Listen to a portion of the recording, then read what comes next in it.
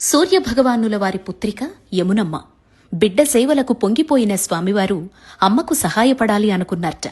హిమపాతాల జలాల్ని మానవులు తట్టుకోలేరని తన అత్యంత శక్తివంతమైన కిరణాల్ని ఒక శిలలోకి వదిలిపెట్టి వెళ్లారట.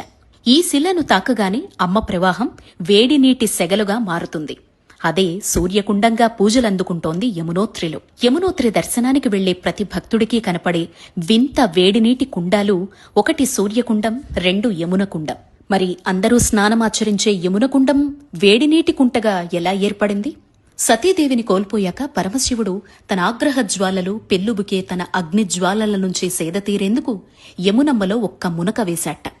యామిని అంటే నలుపు నీలం కలిసినటువంటి రంగులో యమధర్మరాజు శనేశ్వర్ల వారు కూడా ఇదే రంగులో ఉంటారు అని చెప్పబడుతోందండి.